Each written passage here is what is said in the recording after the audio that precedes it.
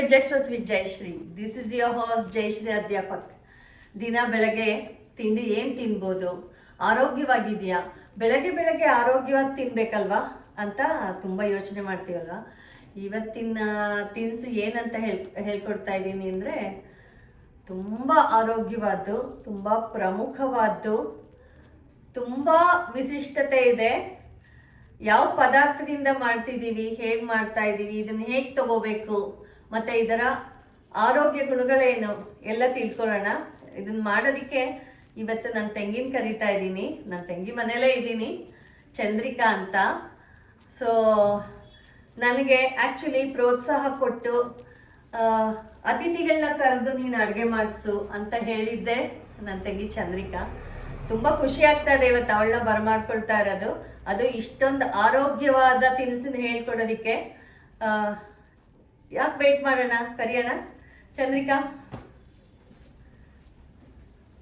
ನಮಸ್ತೆ. ಸೊ ಚಂದ್ರಿಕಾ ತುಂಬ ಚೆನ್ನಾಗಿ ಅಡುಗೆ ತಿಂಡಿ ಎಲ್ಲ ಮಾಡ್ತಾಳೆ. ನಾನು ಇವತ್ತು ಖಂಡಿತ ಏನಾದರೂ ಒಂದು ನೀನು ಹೇಳ್ಕೊಡ್ಲೇಬೇಕು. ಅವಳಿಗೆ ಸ್ವಲ್ಪ ಕ್ಯಾಮ್ರಾ ಫಿಯರ್, ಏನಾದರೂ ಒಂದು ತೋರಿಸ್ಲೇಬೇಕು ಅಂತ ಹೇಳಿ ನಾನು ಬಲವಂತ ಮಾಡಿದ್ದಕ್ಕೆ ಇದು ಹೇಳ್ತಾ ಇದ್ದಾಳೆ. ಚಂದ್ರಿಕಾ ಏನು ಹೇಳ್ತೀಯ ಇವತ್ತು ಅಂಬ್ಲಿ ಅಂತ ಮಾಡ್ತಾ ಇದೀನಿ, ರಾಗಿದು. ಅದೇನಂದ್ರೆ ಒಂದು ತಿಂಡಿ ಸ್ಕಿಪ್ ಮಾಡ್ಕೋಬಹುದು. ಹಾಗಾಗಿ ಮಾಡೋಣ. ಅಂಬ್ಲಿ, ರಾಗಿ ಅಂಬ್ಲಿ ಅಂತ, ಇದನ್ನ ಗಂಜಿ ಅಂತ ಸಹ ಕೆಲವು ಕಡೆ ಅಂತಾರೆ. ಈ ರಾಗಿ ಗಂಜಿ ಕುಡಿದ್ರೆ ಎಷ್ಟು ಆರೋಗ್ಯ ಅಂತಂದ್ರೆ ತುಂಬಾ ಆರೋಗ್ಯವಾದ್ದು. ನಾನು ಇನ್ನೊಂದು ಹೇಳಕ್ ಇಷ್ಟಪಡ್ತೀನಿ. ಚಂದ್ರಿಕಾ ಯಜಮಾನ್ರು ಕೇಶವ ಇಬ್ರು ತುಂಬಾ ಪ್ರೋತ್ಸಾಹ ಕೊಟ್ಟಿದ್ದಾರೆ ಪ್ರತಿಯೊಂದಕ್ಕೂ. ತುಂಬಾ ಥ್ಯಾಂಕ್ಸ್. ಈ ಚಾನಲ್ ಪೂರ್ವಕವಾಗಿ ಅವರಿಬ್ಬರಿಗೂ ಥ್ಯಾಂಕ್ಸ್ ಹೇಳ್ತೀನಿ. ಸೊ ಇದಕ್ಕೆ ಗಂಜಿಗೆ ಏನೇನ್ ಬೇಕು ತಿಳ್ಕೊಳ್ಳೋಣ. ಇದಕ್ಕೆ ಏನೇನ್ ಬೇಕಾಗತ್ತೆ ಗಂಜಿಗೆ? ಇದಕ್ಕೆ ಮೊದಲಾಗಿ ರಾಗಿ, ಆಮೇಲೆ ರುಚಿಗೆ ಒಂಚೂರು ಉಪ್ಪು, ಆಮೇಲೆ ಸ್ವಲ್ಪ ತುಪ್ಪ, ನೀರು, ಅಷ್ಟೇ. ನೀರು, ಓಕೆ. ಇದಕ್ಕೆ ಫಸ್ಟ್ ಸ್ಟೆಪ್ ಏನು? ಸ್ವಲ್ಪ ನೀರು ಹಾಕೋಬೇಕು. ಒಂದ್ ಸ್ವಲ್ಪ ಪಾತ್ರೆಗೆ ನೀರು ಹಾಕೊಂಡು ಒಂದ್ ಸ್ವಲ್ಪ ಹಿಟ್ಟು, ಒಂಚೂರು ಕದರ್ಕೊಂಡ್ಬಿಟ್ರೆ ಗಂಟಾಗಲ್ಲ. ಸೊ ಹಾಗಾಗಿ ರಾಗಿ ಹಿಟ್ಟು ಒಂಚೂರು, ಒಂದ್ ಸ್ವಲ್ಪ ಉಪ್ಪು, ಓಕೆ,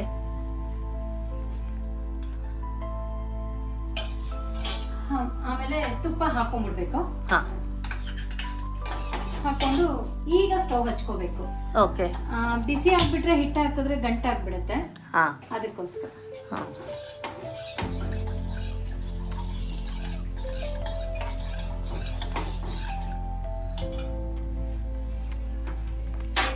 ಇದು ಕುದಿಯೋವರೆಗೂ ಈ ಹಿಟ್ಟನ್ನ ಇಟ್ಕೊಂಡಿದೀವಲ್ಲ, ಅದಕ್ಕೊಂಚೂರು ನೀರ್ ಮಿಕ್ಸ್ ಮಾಡ್ಕೊಂಡು ಕದರ್ಬಿಟ್ಟು ಕುದ್ಮೇಲೆ ಹಾಕ್ಬೇಕು. ಸರಿ.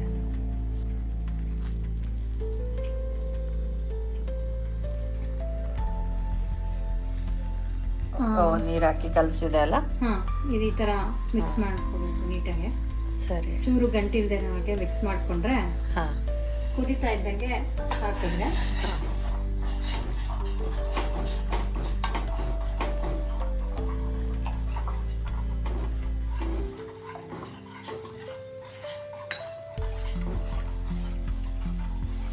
ರಾಗಿಲಿ ಎಷ್ಟು ಐರನ್ ಕಂಟೆಂಟ್ ಇರುತ್ತೆ, ತುಂಬ ಒಳ್ಳೆಯದು ಮೈಗೆ. ಇದು ಒಂದು ಲೋಟ ಕುಡಿದ್ಬಿಟ್ರೆ, ನೀವು ಮಧ್ಯಾಹ್ನ ಊಟದ ತನಕ ಬೆಳಗ್ಗೆಯಿಂದ ಏನು ತಿಂದೆ ಹೋದ್ರೂ ಇದೊಂದು ಲೋಟ ಕುಡಿದ್ರೆ ಸಾಕು, ತುಂಬ ಹೊಟ್ಟೆ ತುಂಬ್ದಂಗಿರುತ್ತೆ, ತುಂಬ ಆರೋಗ್ಯ.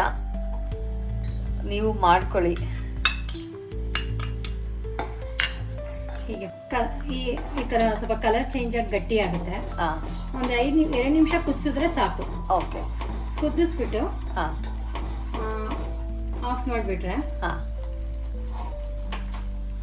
ಇದಕ್ಕೆ ಬೇಕು ಅಂದ್ರೆ ಒಬ್ರು ಈರುಳ್ಳಿ, ಕೊತ್ತಂಬರಿ ಸೊಪ್ಪು ಎಲ್ಲ ಹಾಕೋತಾರೆ, ಹಸಿ ಈರುಳ್ಳಿ ಎಲ್ಲ.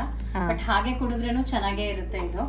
ಬಟ್ ಇದು ಆರಿದ್ಮೇಲೆ, ನಾನು ಮೊಸರು ಹೇಳೋದು ಮರ್ತ್ಬಿಟ್ಟಿದ್ದೆ, ಆರಿದ್ಮೇಲೆ ಇದನ್ನ ಮೊಸರು ಹಾಕೊಂಡು ಮಿಕ್ಸ್ ಮಾಡ್ಕೊಂಡು ಕುಡಿದ್ರೆ ತುಂಬಾನೇ ಚೆನ್ನಾಗಿರುತ್ತೆ.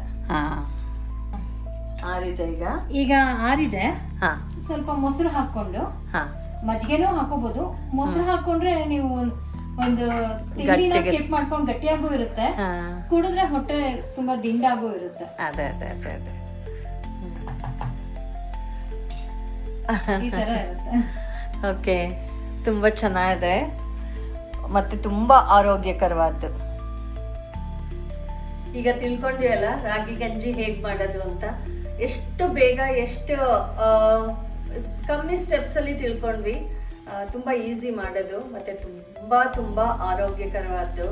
ಬೆಳಗ್ಗೆ ಅದು ಗಂಜಿ ಅದನ್ನ ಗಟ್ಟಿ ಮಾಡ್ಕೊಂಡ್ರೆ ತಿಂದಂಗೆ, ನೀರಾಗಿ ಮಾಡ್ಕೊಂಡ್ರೆ ಕುಡ್ದಂಗೆ, ಹೊಟ್ಟೆ ತುಂಬ ಇರುತ್ತೆ, ತುಂಬ ಆರೋಗ್ಯ. ಈ ಗಂಜಿ ಹೇಳ್ಕೊಟ್ಟಿದ್ದಕ್ಕೆ ನನ್ನ ತಂಗಿ ಚಂದ್ರಿಕಾಗೆ ತುಂಬ ಥ್ಯಾಂಕ್ಸ್. ಮತ್ತು ತುಂಬ ಅಡುಗೆಗಳು ಹೇಳ್ಕೊಡ್ತಾಳೆ ಇನ್ನು ಮುಂದೆ. ಮೊದಲನೇ ಸತಿ ಬಂದಿದ್ದು. So hope we will see her again and again. Thank you. Hope you like this dish, and don't forget to subscribe, hit the notification bell. We'll see you in the next episode. Bye bye. Love you all.